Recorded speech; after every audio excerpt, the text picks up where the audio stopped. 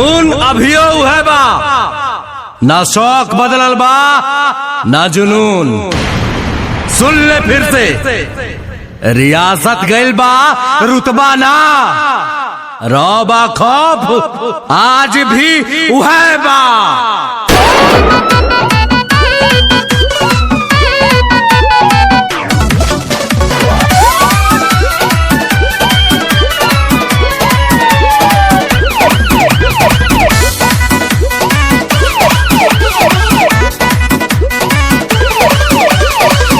भोजपुरिया डरीला खाली बाप से, साँच खाती लड़ जाई केहू के बाप से।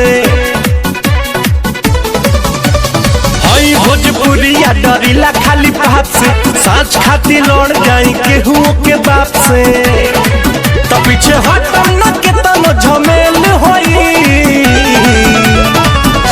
आज जेल होई काल बेल होई, परसों से उहे खेल होई। आज जेल होई कल बेल होई, परसों से उहे खेल होई।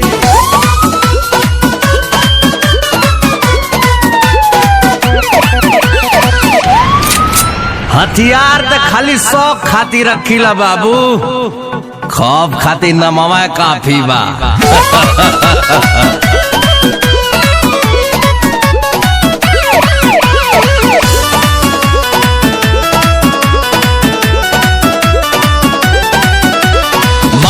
पगरिया अमुहवा में पान बा, पिस्टल कमर में असीना उतान बा। इहे तो असली भोजपुरिया के पहचान बा।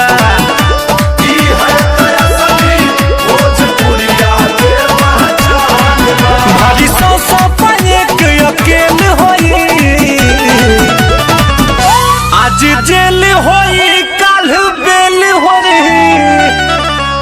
परसों से उहे खेल होई। आज जेल होई कल बेल होई, परसों से उहे खेल होई।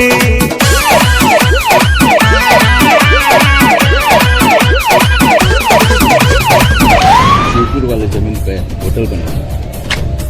हाँ देवरंजीत जी, आज से आपके प्राइवेट स्कूल में गरीब बच्चा मुफ्त में पढ़िए। ये ना हो सकला, हमारे दोस्ती का फायदा उठा लिया बाबू, कैसे कि हमारे दुश्मनी का नुकसान तू सह ना पैबा।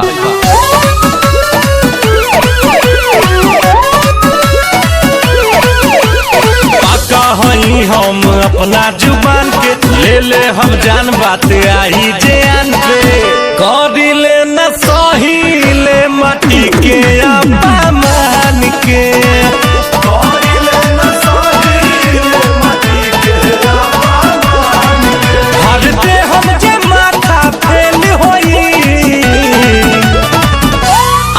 जेल होई काल बेल होई,